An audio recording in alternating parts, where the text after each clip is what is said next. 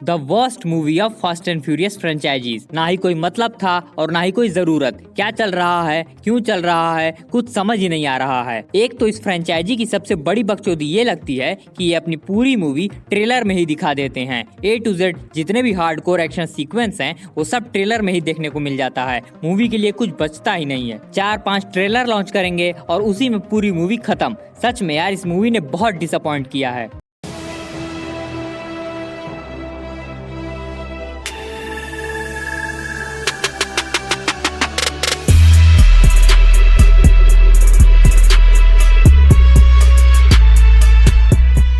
2020 में आने वाली इस मूवी को 2021 के लिए पोस्टपोन किया गया था और जब यह रिलीज हुई तो पूरे एक्सपेक्टेशन की गांड मरा गई। इसकी कहानी भी आपको इसके ट्रेलर में ही बता दी गई थी। अचानक पता नहीं कहां से डॉम का भाई पैदा हो गया है जो पास्ट के एक इंसिडेंट की वजह से डॉम का दुश्मन बन गया है। प्रेजेंट में हम देखते हैं कि डॉम, ब्रायन और लेटी दूर एक शांत जगह पर अपनी लाइफ को एंजॉय कर रहे हैं। तभी उन्हें पता चलता है कि मिस्टर नोबडी का प्लेन हाईजैक हो गया है और इसके पीछे साइफर का हाथ है जिसे हम फर्स्ट 8 में देख चुके हैं। वो अपनी टीम के साथ उसे खोजने के लिए निकल पड़ता है। वहां पहुंचने पर उसे पता चलता है कि इन सबके पीछे उसका भाई जेकोब भी है। वो एरिस नाम की एक डिवाइस के पीछे पड़ा हुआ है जो दुनिया की किसी भी कंप्यूटर कंट्रोल वेपन सिस्टम को हैक कर सकता है और इस डिवाइस का गलत इस्तेमाल पूरी दुनिया बर्बाद कर सकता है। तो डॉम अपनी टीम के साथ मिलकर अपने भाई जेकोब को कैसे रोकता है, यही इस मूवी की कहानी है। मूवी में कहीं कोई सीन स्टेबल रहा ही नहीं है। जिसको देखो हर कोई भागा जा रहा है। क्यों भाग रहा है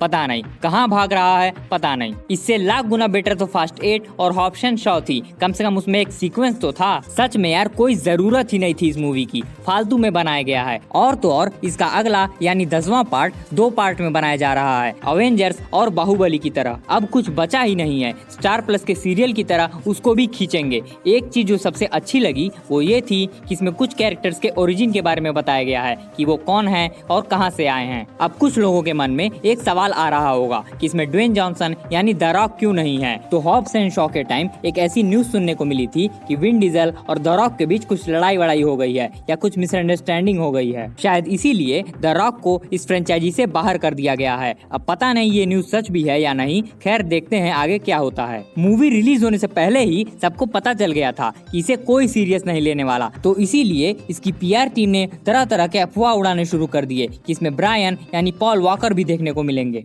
अच्छी लंड मेरा। हाँ, पोस्ट क्रेडिट सीन को देखकर ऐसा लग रहा था कि इस बात के कुछ चांसेस भी हैं, लेकिन क्या फायदा भाई, कहाँ कनेक्ट करोगे, कुछ सेंस ही नहीं बनेगा। इसकी कहानी को देखकर ऐसा लग रहा था जैसे स्क्रिप्ट सैलमन बॉय ने लिखी है। ना ही कोई सिर है ना ही पैर है, बस बिना किसी डायरेक्शन के भागे ही जा रही है। और इसके एक्शन सीक्वेंस तो भाई पूछो ही मत। न्यूटन, आइंस्टाइन और टेस्ला सबकी मैया चोट के रख दी गई है। हालांकि इससे पहले भी ऐसे सीन्स देखने को मिले हैं, लेकिन वो बहुत ही ज्यादा एंजॉयबल थे, हमारा एंटरटेनमेंट भी करते थे क्योंकि उनका प्रेजेंटेशन शानदार था। लेकिन यहाँ पर सारी हदें ही पार कर दी गई हैं। एक्शन सीक्वेंस तो कुछ हद तक तगड़ा है, लेकिन उसे बहुत ही बेकार तरीके से प्रेजेंट किया गया है, जिस कारण वो पूरी तरह से सेंसलेस लगते हैं। हालांकि 4-5 एक्शन सीक्वेंस ऐसे थे जिसे देखकर मजा आ सकता था, जो हमें गूज बम दे सकते थे, लेकिन उसका भी मजा खराब कर दिया गया है। वहाँ पर हमें पहले ही पता चल जाता है कि आगे क्या होने वाला है, क्योंकि हम उसे ट्रेलर में पहले ही देख चुके हैं। इसकी सिनेमेटोग्राफी थोड़ी तगड़ी है, एक्शन सीक्वेंस को प्रॉपर तरीके से दिखाया गया है, लेकिन इसका स्क्रीन प्ले और editing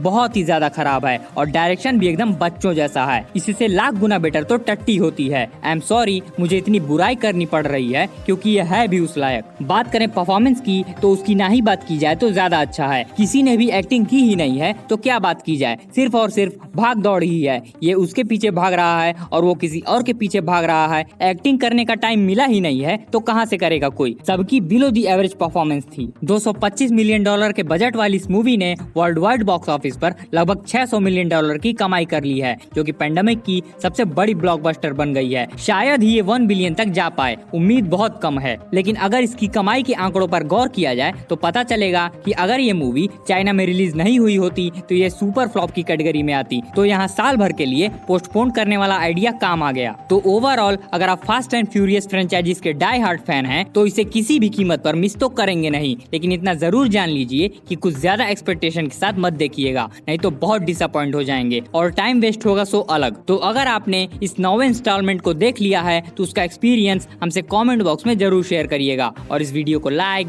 comment, share and channel को भी सब्सक्राइब कर दीजिएगा। मिलते हैं नेक्स्ट वीडियो में। जय हिंद, वंदे मातरम।